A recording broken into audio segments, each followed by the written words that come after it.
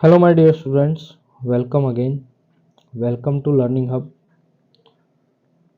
स्वागत है आपका आपके अपने यूट्यूब चैनल लर्निंग हब पे।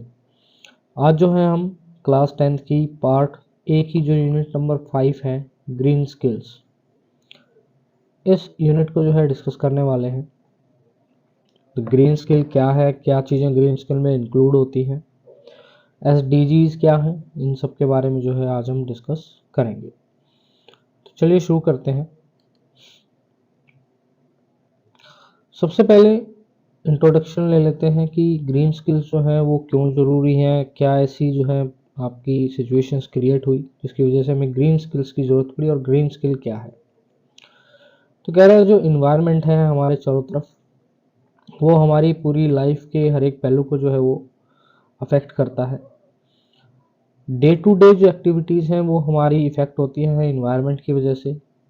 जो लोग सिटीज़ के अंदर रहते हैं उनकी जो फूड सप्लाई है वो आसपास के गांव से होती है, और वो डिपेंड रहते हैं फॉरेस्ट पे, ग्रास लैंड पे, आपके रिवर्स पे, सी शोर्स पे, रिसोर्सेज के लिए, जैसे वाटर है आपका, फ्यूल वुड है, वुडर है, और हम जो है नेचुरल रिसोर्सेज के रूप में जो है फूड कंज्यूम करने के लिए उनका यूज़ करते हैं। क्या है, हमारे चारों तरफ जो हमारा इन्वायरमेंट है, और हम जो है नेचुरल जो वर्ल्ड है उसके ऊपर डिपेंड रहते हैं, यानी सारी चीज़ें हमें प्राकृतिक रूप से जो है वो उपलब्ध होती हैं जिनको हम जिंदा रहने के लिए यूज़ करते हैं। कह रहे हैं बीते कुछ सालों के अंदर हमारी काफ़ी इकोनॉमिक डेवलपमेंट जो है, आर्थिक जो विकास है वो हमारा हुआ है, और आर्थिक विकास होने के कारण जो हमारा इन्वायरमेंट है वो भी पॉल्यूट हुआ है। कह रहे जैसे एग्जांपल की बात करें तो कह रहे हैं high input agriculture. High input agriculture का मतलब है कि आपकी कम जगह पे और ज़्यादा जो है फसल हम ले पा रहे हैं या हम लेना चाहते हैं। कह रहे हैं हम जो है ज़्यादा फसल उगाना चाहते हैं, ज़्यादा फूड उगाना चाहते हैं by the use of fertilisers, pesticide and hybrid crops. कह रहे हैं फर्टिलाइज़र का, पेस्टिसाइड का और हाइब्रिड क्रॉप्स का यूज़ करके हम कम जगह में ज़्यादा फूड जो है वो उगाना चाहते हैं। लेकिन कह रहे हैं इसकी वजह से जो है आपकी जो सॉइल है, मिट्टी जो है या इन्वायरमेंट जो है वो डिग्रेड हो रहा है, उसको नुकसान पहुंच रहा है, क्षति पहुंच रही है। तो हमें कह रहा है कुछ ऐसा प्लान करना चाहिए कि हम जो है रिसोर्सेज को सस्टेनेबल तरीके से यूज़ कर सके। सस्टेनेबल का मतलब होता है सतत, ठीक है। यानी सतत का मतलब भी हम ये कह सकते हैं, सतत का मतलब भी हम ये कह सकते हैं एक टिकाऊ जो है हमें इन्वायरमेंट चाहिए, यानी जो चेंज ना होता हो, ताकि जो हम हैं या हमारा आने वाला फ्यूचर है वो भी एक अच्छे इन्वायरमेंट को जो है वो एंजॉय कर सके। यानी हमारे जो रिसोर्सेज हैं वो सस्टेन करें, जीवित रहे, टिकाऊ रहे, आगे आने वाली जनरेशन के लिए भी, यानी वो रिसोर्सेज जो है उनको यूज़ करने के लिए भी जो है अवेलेबल रहें। तो वहीं से जो है ग्रीन स्किल्स नाम की जो आपकी एक टर्म है वो आई, और ग्रीन स्किल यही कहती थी कि आप जिस इन्वायरमेंट के अंदर रह रहे हैं आपने उसको प्रोटेक्ट भी करना है, उससे मिलने वाले जो रिसोर्सेज हैं उनको यूज़ भी करना है, और आने वाली जनरेशन के लिए उनको बचा कर भी रखना है। तो वहीं से एक कंसेप्ट आया सस्टेनेबल डेवलपमेंट, यानी ऐसी डेवलपमेंट जो लंबे समय तक टिकी रहे, और ऐसी डेवलपमेंट जिसके अंदर हम जो प्रेजेंट हमारी जो जनरेशन है उसकी ज़रूरतों को भी पूरा कर पाएँ, और जो आगे आने वाली जो आपकी पॉपुलेशन है उसको भी वो रिसोर्सेज या जो इन्वायरमेंट से मिलने वाले नेचुरल प्रोडक्ट्स हैं वो अवेलेबल हों। तो सस्टेनेबल डेवलपमेंट बेसिकली आपकी इस तरीके की डेवलपमेंट थी जो सेटिस्फाई करती थी हमारी प्रेजेंट नीड को भी, और जो कैपेसिटी है फ्यूचर जनरेशन के लिए, यानी हम जितना चाहिए, जितने रिसोर्सेज हमें चाहिए उनसे कोई कॉम्प्रोमाइज़ नहीं करती थी, और गारंटिंग जो है वो बैलेंस बनाती थी इकोनॉमिक ग्रोथ, यानी आपके जो आर्थिक विकास है उसके अंदर भी, और इन्वायरमेंट और सोशल वेलबींग की तरफ भी जो ध्यान देती थी, यानी दोनों तरफ से बैलेंस था। हम एक तरफ से जो है आर्थिक रूप से भी प्रगति कर रहे हैं और हमारा इन्वायरमेंट जो है वो भी क्या है, सेफ है, उसको भी कोई नुकसान नहीं पहुंच रहा है। तो सस्टेनेबल डेवलपमेंट की जो डेफिनेशन थी वो world commission on environment and development ने 1987 में दी थी। उन्होंने कहा था कि डेवलपमेंट जो है वो हमारी जो नीड्स हैं प्रेजेंट की उनको पूरा करे, लेकिन कॉम्प्रोमाइज़ ना करे आने वाली जो हमारी जनरेशन है उनकी ज़रूरतों के लिए। यानी जो आने वाली जनरेशन है ऐसा ना हो कि हम केवल अपनी ज़रूरतों का ध्यान रखें और आने वाली जनरेशन जो है उनके लिए वो रिसोर्सेज अवेलेबल ना हो। खैर इसका एक एग्जांपल जो है वो है कि जो sustainable agricultural consistence of environment friendly method of farming कह रहा है, जैसे कि सस्टेनेबल एग्रीकल्चर करें हम,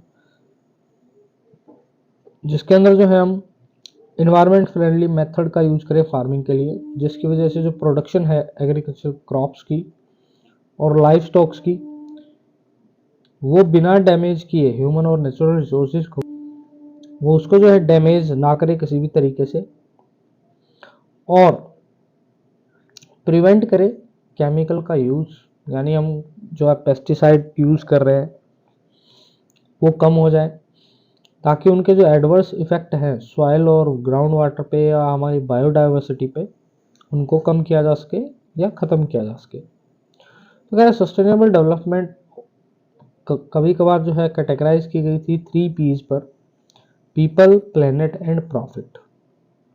पीपल का मतलब है सोशल और सोशो कल्चरल इश्यूज, यानी आपके सामाजिक जो प्रॉब्लम्स हैं उनकी तरफ ध्यान देना। प्लेनेट का मतलब है इन्वायरमेंट से रिलेटेड यानी पर्यावरण से रिलेटेड इश्यूज की तरफ ध्यान देना।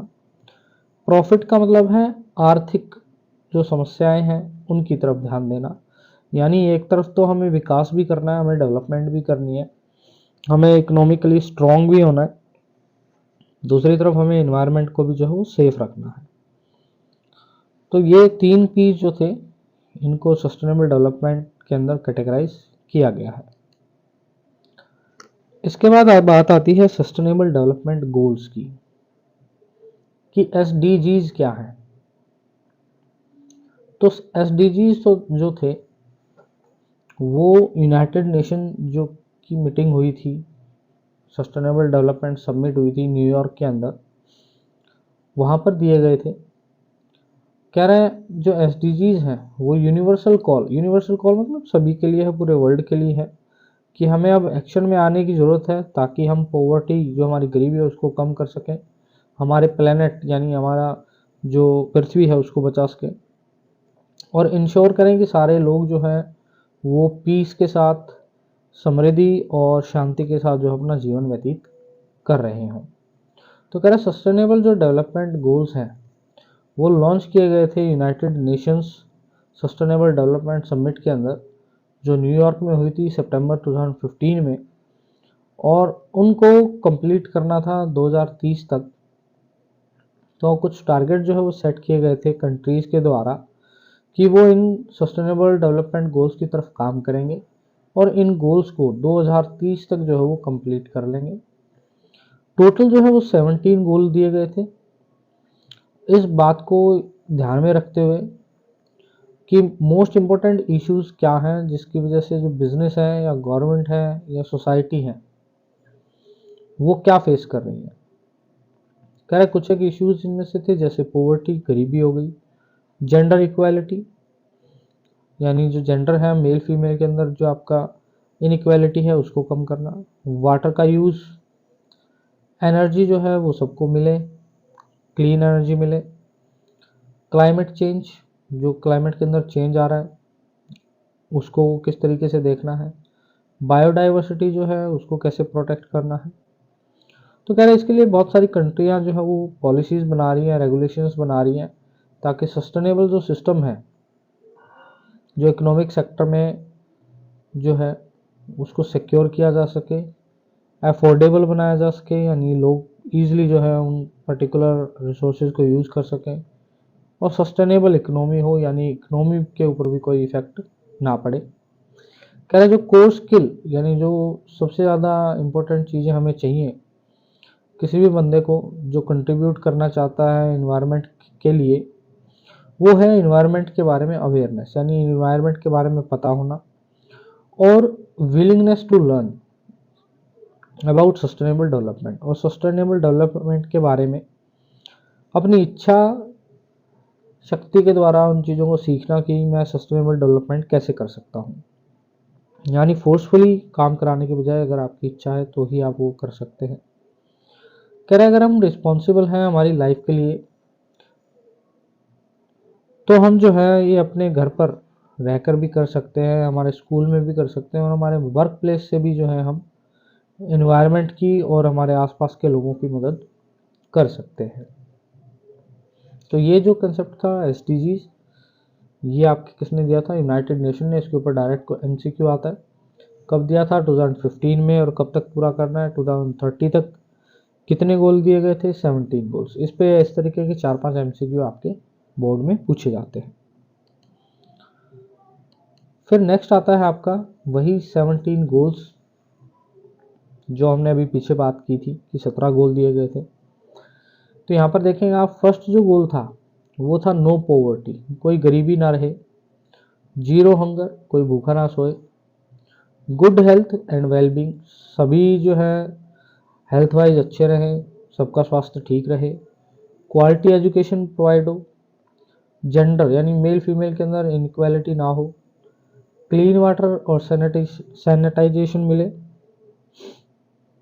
अफोर्डेबल और क्लीन एनर्जी मिले, सभी जो है बेहतरीन काम करें और इकोनॉमिक ग्रोथ करें सभी जो कंट्रीज़ हैं, इंडस्ट्री और इनोवेशन और इंफ्रास्ट्रक्चर के ऊपर फोकस किया जाए, हर तरीके की इनइक्वालिटी को रिड्यूस किया जाए, सस्टेनेबल सिटीज़ बनाई जाए जिनको हम स्मार्ट सिटीज़ भी बोलते हैं, जो रिसोर्सेज हैं हमारे उनको रिस्पॉन्सिबली कंज्यूम किया जाए, उनका प्रोडक्शन भी सही तरीके से हो, क्लाइमेट का जो एक्शन है, क्लाइमेट में जो चेंजेस आ रहे हैं उनके ऊपर ध्यान दिया जाए, बिलो वाटर यानी जो मैरीन लाइफ है, जो यानी पानी के नीचे जीवन है, उसकी तरफ भी ध्यान दिया जाए, वो भी पॉल्यूट ना हो, लैंड के ऊपर जो लाइफ है उसको भी ध्यान में रखना है, सभी जो है वो आपका सौहार्दपूर्वक जो है वो जीवन व्यतीत करें, सबको जस्टिस मिले, सबको न्याय मिले, पार्टनरशिप फॉर द गोल्स, अलग अलग कंट्रीज जो है आपस में एक दूसरे की हेल्प करें, पार्टनरशिप करें इन गोल्स को अचीव करने में। तो ये वो 17 गोल थे जो यूएन ने दिए थे, यूनाइटेड नेशन ने दिए थे 2015 के अंदर, जिनको 2030 तक जो है वो हमें अचीव करना था। इन गोल्स को हम डिटेल में भी पढ़ेंगे। अब चलते हैं आगे कि सस्टेनेबल डेवलपमेंट में क्या क्या चीज़ें इंक्लूड होंगी। सबसे पहले तो जो हम रिसोर्सेज का एक्सेसिव यूज़ कर रहे हैं, यानी ज़रूरत ना होने के बावजूद भी हम उसको यूज़ कर रहे हैं, तो उसको कम करना पड़ेगा। यानी हमें रिसोर्सेज का जो है वो कंजर्वेशन करना पड़ेगा, रिसोर्सेज को हम बचा कर रखेंगे ताकि आगे आने वाली जनरेशन जो है उसके लिए वो अवेलेबल हो। फिर है रिसाइज करें, रीयूज करें, आपके जो वेस्ट मटेरियल है उनका साइंटिफिक मैनेजमेंट करें, रिन्यूएबल जो रिसोर्सेज है उनका, बायो रिसोर्सेज को जो है स्पेशली साइंटिफिकली मैनेज किया जाए, ज़्यादा से ज़्यादा जो है ट्री प्लांटेशन हो, यानी जिसको हम रीफॉरेस्टेशन भी कहते हैं, ग्रीन ग्रासी पैचेज जो है या ट्री जो है वो लगाए जाएं कंक्रीट बिल्डिंग्स के बीच में, जिसको हम ग्रीन बेल्ट भी बोलते हैं। आपने देखा होगा कि आपके जो सेक्टर्स हैं उन सेक्टर्स के अंदर आपका जो है आउटर साइड में आपका इतना एरिया जो है वो छोड़ा जाता है, अंदर की तरफ जो है पार्क्स के लिए आपकी जो है वो पार्क्स के लिए जो है आपकी अलग से लैंड जो है वो एक्वायर की जाती है। तो ये इसी वजह से पॉसिबल है क्योंकि हम सस्टेनेबल डेवलपमेंट कर पाएंगे जब हम प्लानिंग से काम करेंगे। कह रहे ज़्यादा से ज़्यादा इन्वायरमेंट फ्रेंडली मटेरियल का यूज़ करें, बायोडिग्रेडेबल मटेरियल का यूज़ करें, टेक्नोलॉजी का यूज़ करें जिससे कि इन्वायरमेंट जो है वो फ्रेंडली रहे और एफिशिएंट यूज़ हो रिसोर्सेज का, रिसोर्सेज की किसी टाइप की कोई वेस्टेज नहीं होनी चाहिए। इसके बाद आते हैं कि इम्पोर्टेंस क्या है, क्यों ज़रूरी है सस्टेनेबल डेवलपमेंट। तो कह रहे हैं जितनी भी हमारी नीड है उसके लिए स्टेबल रिलेशनशिप होनी ज़रूरी है ह्यूमन एक्टिविटी और नेचर के बीच में, क्योंकि हमें सारे रिसोर्सेज जो हैं वो नेचुरली प्रोवाइड होते हैं, नेचुरली मिलते हैं। कह रहे हैं इसलिए हमारे जो सेफ फ्यूचर के लिए जो है, जो आने वाली जनरेशन है उसका फ्यूचर सेफ हो, उसके लिए हमें जो सस्टेनेबल डेवलपमेंट करना पड़ेगा। ये एक लॉन्ग टर्म है, इंटीग्रेटेड अप्रोच है डेवलप करने की, अचीव करने की हेल्दी कम्युनिटी को by jointly addressing economic, environmental and social issues. कह रहे हैं ये कैसे कर सकते हैं, जब हम जॉइंटली इन सारी चीज़ों को आपस में कंबाइन करें, हम जो है आर्थिक रूप से भी विकसित हो, जो हमारी प्रकृति है उसको भी नुकसान ना पहुंचे और जो हमारे सामाजिक प्रॉब्लम्स हैं, इश्यूज हैं, वो भी हमारे सॉर्ट आउट हो। तो कह रहा है सस्टेनेबल डेवलपमेंट की जो इम्पोर्टेंस है उसको इन अलग अलग पहलुओं से देखा जा सकता है। सबसे बड़ा पहलू है एसेंशियल ह्यूमन नीड्स। कह रहा है जैसे जैसे पॉपुलेशन इंक्रीज हो रही है, स्ट्रगल जो है वो बढ़ती जा रही है, क्योंकि लिमिटेड लाइफ एसेंशियल्स जो है हमारे पास अवेलेबल है, यानी हमारे पास लिमिटेड रिसोर्सेज अवेलेबल है, जैसे फूड है, शेल्टर है या वाटर है। कह रहे पॉपुलेशन बढ़ रही है तो इनकी डिमांड भी क्या हो रही है, इंक्रीज हो रही है। ऐसे ही एग्रीकल्चर रिक्वायरमेंट भी हमारी जो है वो बढ़ रही है। एग्रीकल्चर जो है ऑर्गेनिकली जो है वो होगी, तभी हम सस्टेनेबल जो डेवलपमेंट है उसको सपोर्ट कर पाएंगे। तो सस्टेनेबल डेवलपमेंट जो है वो फोकस करती है सस्टेनेबल एग्रीकल्चर मेथड्स पे, जैसे कि आपकी सीडिंग टेक्निक्स होगी, क्रॉप रोटेशन होगी, ताकि आपकी जो यील्ड है यानी आपकी जो पैदावार है उसको बढ़ाया जा सके, बिना आपकी जो सॉइल है उसकी गुणवत्ता को नुकसान पहुंचाए, यानी आपकी सॉइल भी ठीक रहे, वो भी उसके अंदर सारे न्यूट्रिएंट्स भी रहे और हम ज़्यादा क्रॉप भी जो है वो उगा पाएँ। कह रहे हैं प्रोड्यूस करती है फूड, ताकि लार्ज पॉपुलेशन के लिए हम क्या प्रोड्यूस कर सकें, वो फूड को प्रोड्यूस कर सकें। फिर बात आती है फाइनेंशियल स्टेबिलिटी की। फाइनेंशियल स्टेबिलिटी का मतलब है कि हम डेवलपमेंट भी करें, जो इकोनॉमी है हमारी आर्थिक रूप से भी हम स्ट्रॉन्ग हो। तो उसके लिए कह रहा है sustainable development practice have the ability to create more financially sustainable economic across the globe. कह रहे हैं पूरे संसार के अंदर जो है सारे देश डेवलपमेंट करें, ये हर कोई चाहता है, लेकिन इन्वायरमेंट को बिना नुकसान पहुंचाए, और जो डेवलपमेंट हो उसके अंदर रिन्यूएबल जो एनर्जी टेक्नोलॉजीज है उनका यूज होना चाहिए। उससे क्या होगा, कह रहा है जो आपकी फॉसिल फ्यूल टेक्नोलॉजी है उसके कंपैरिजन में जो आपके रिन्यूएबल एनर्जी रिसोर्सेज हैं उस फील्ड के अंदर ज़्यादा जॉब्स जो है वो क्रिएट भी होंगी।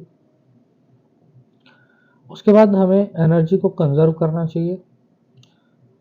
सस्टेनेबल कम्युनिटीज़ जो है यानी आपकी जो स्मार्ट सिटीज़ बनेंगी उनके अंदर जो है कम से कम एनर्जी जो है वो यूज़ होनी चाहिए। उसी को हम कंजर्वेशन ऑफ एनर्जी कहते हैं, यानी वहाँ ज़्यादा से ज़्यादा रिन्यूएबल रिसोर्सेज का जो हो यूज़ होगा, जैसे कि सोलर पावर हो गया, जियो थर्मल हीटिंग हो गया, कूलिंग सिस्टम्स हो गए, इनका हम यूज़ करेंगे। फिर है मैनेज क्लाइमेट चेंज।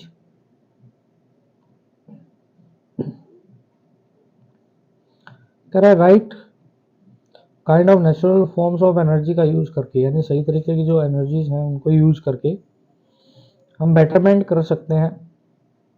जो हमारे क्लाइमेट में चेंज आ रहा है बहुत तेज़ी से, उसको कम किया जा सकता है।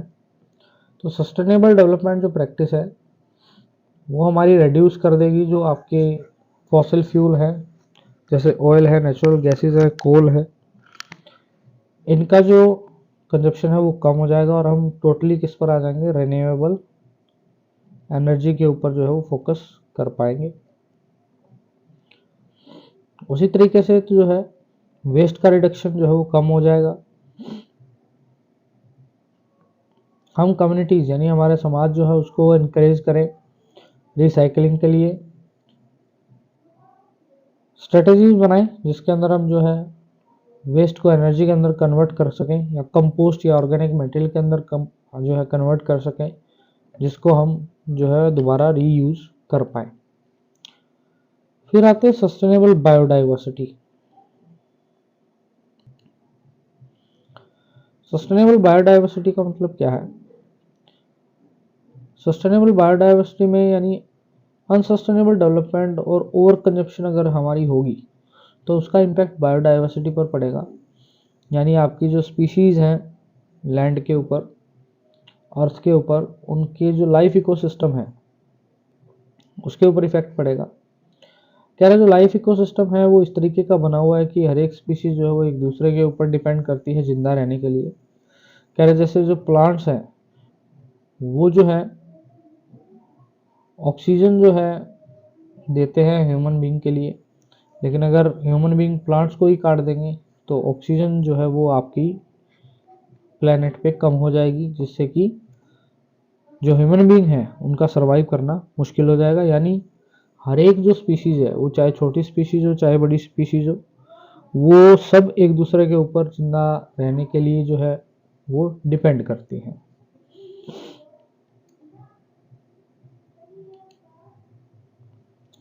फिर आती हैं किस किस टाइप की प्रॉब्लम्स जो है वो हमारी हैं सस्टेनेबल डेवलपमेंट को लेके। सबसे बड़ी प्रॉब्लम है फूड की। कह रहा है अमाउंट ऑफ रिच और fertile land need to grow crops such as wheat, rice etcetera is becoming less as we are using up more and more land for other purposes. कह रहे जो food उगाने के लिए फर्टाइल लैंड हमें चाहिए, जो आपकी हर तरीके के न्यूट्रिएंट्स जिस लैंड के अंदर है, कह रहा है उसका हम यूज़ दूसरे कामों के लिए ले रहे हैं, वहाँ पर इंडस्ट्रीज लगा रहे हैं या फिर आपकी जो है सिटीज़ डेवलप कर रहे हैं, जिसकी वजह से जो है सॉइल जितने न्यूट्रिएंट्स उसमें होने चाहिए वो क्या है वो डिप्लीशन उसके अंदर हो रहा है, यानी कमी आती जा रही है। और ज़्यादा से ज़्यादा केमिकल का यूज़ होने की वजह से जो लैंड है हमारी वो भी क्या हो गई है, ख़राब होती जा रही है। दूसरी सबसे बड़ी प्रॉब्लम है वाटर की।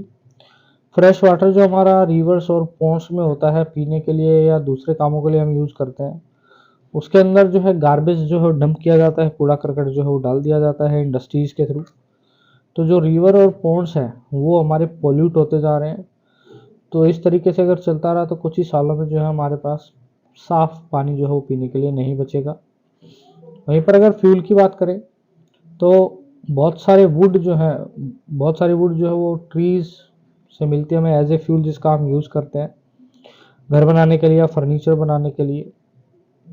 और कह रहा है जितने ज़्यादा ट्री काटे जा रहे हैं उसकी वजह से क्लाइमेट के अंदर जो है वो चेंज आ रहा है और जो वेदर कंडीशन है वो एक्सट्रीम होती जा रही हैं, जैसे कि फ्लड आ रहा है, ज़्यादा गर्मी पड़ रही है या ठंड पड़ रही है, या कुछ प्लेसेस ऐसे हैं जहाँ पर जो है लोगों का जीवन जो है वो प्रभावित हो रहा है क्योंकि वहाँ पर जो है पेड़ जो है बिल्कुल काट दिए गए हैं। उसी तरीके से इसके अलावा कुछ और प्रॉब्लम्स ही हैं, जैसे इंडस्ट्रियलाइजेशन का होना, इकोनॉमिक ग्रोथ जो है आर्थिक ग्रोथ के कारण, आर्थिक जो विकास है उसकी वजह से हम जो है इंडस्ट्रीज लगाते जा रहे हैं, जिसकी वजह से जो पॉपुलेशन है वो अर्बन एरियाज में शिफ्ट हो रही है और जो पोल्यूशन है एयर का, सी का, लैंड का और रिवर का जो है वो इंक्रीज हो रहा है।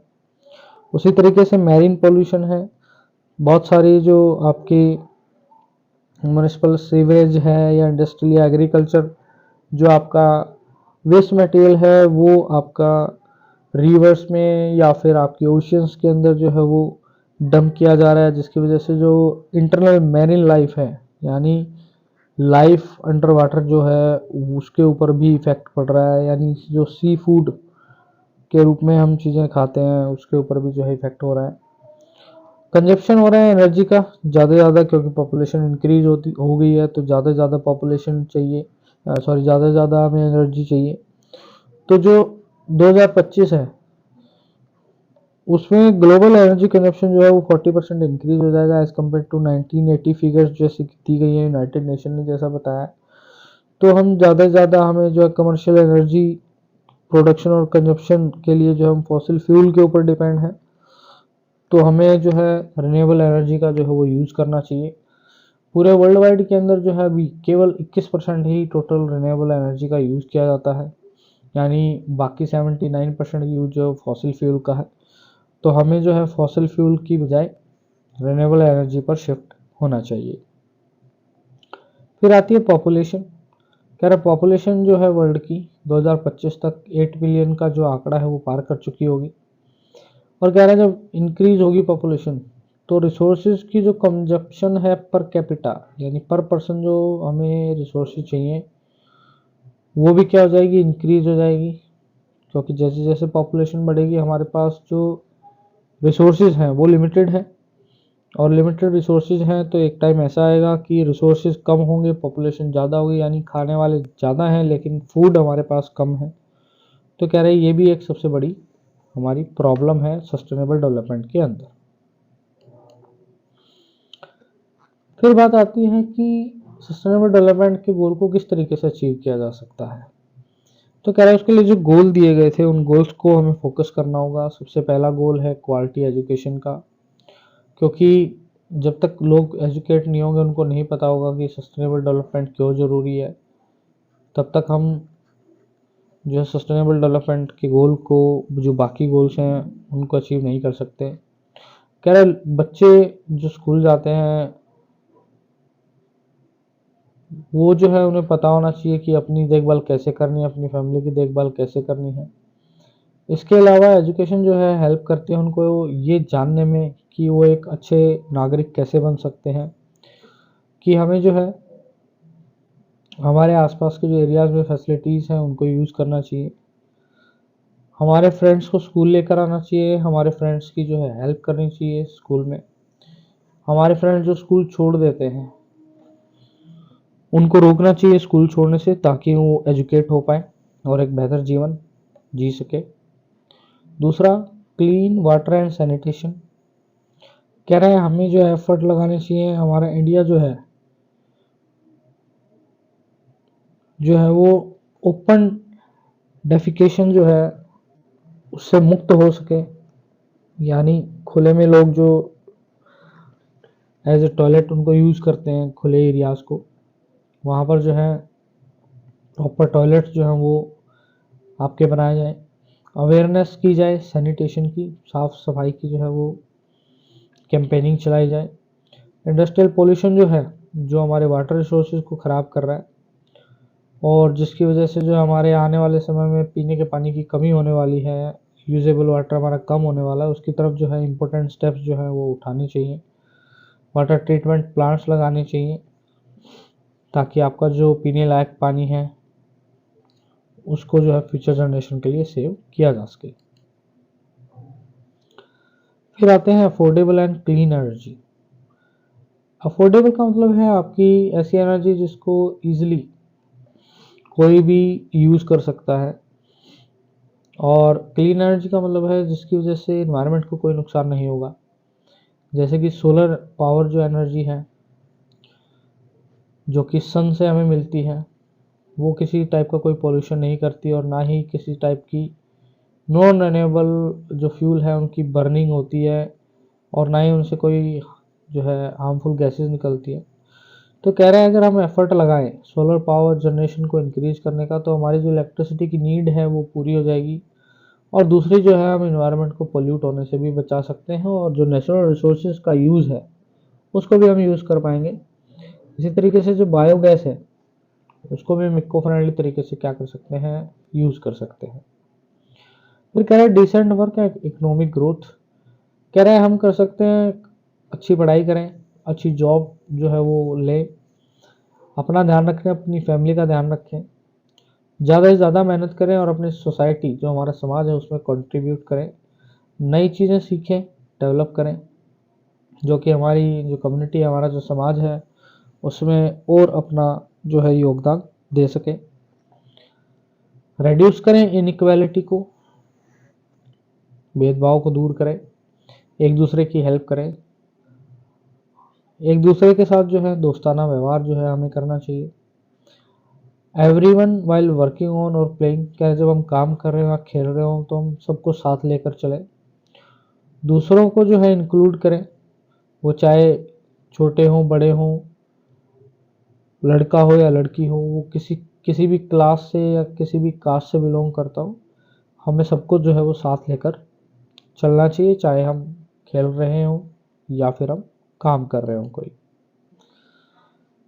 इसी तरीके से सस्टेनेबल सिटीज़ जो है वो क्रिएट करें, ऐसी सिटीज़ जिनके अंदर जो है एनर्जी जो है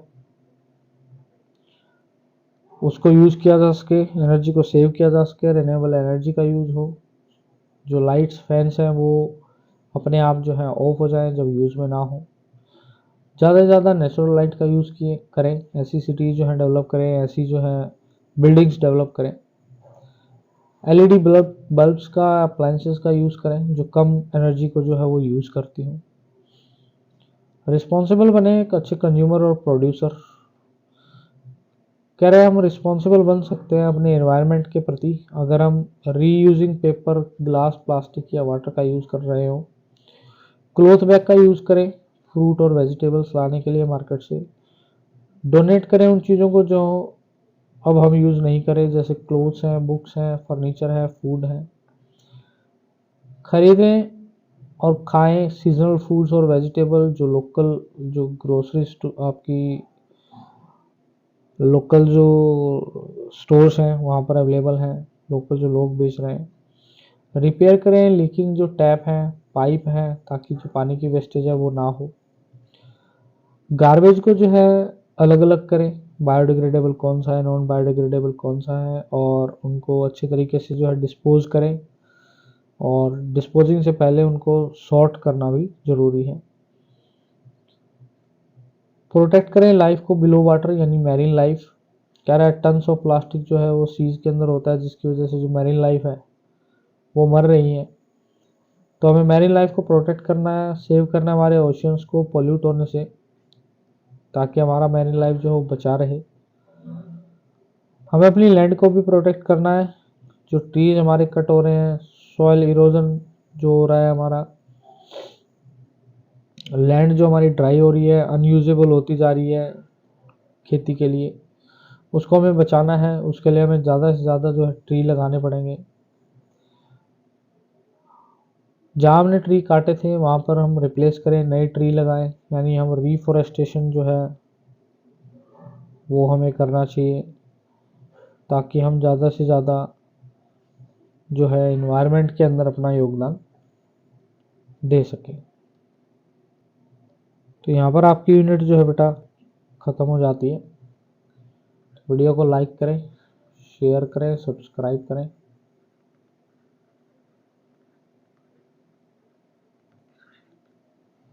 सारा सिलेबस आपका कंप्लीटली इस चैनल पर है।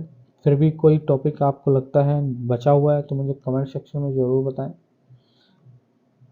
आपका लाइक, आपका सब्सक्राइब जो है मुझे और मोटिवेट करेगा। एक इस छोटे से प्रयास के अंदर मैं अगर और कुछ बेहतर आपको कंटेंट दे पाऊँ तो प्लीज़ आपका एक लाइक, शेयर और सब्सक्राइब, और आपके कमेंट्स, वैल्यूएबल कमेंट्स जो हैं वो हमेशा वेलकम है।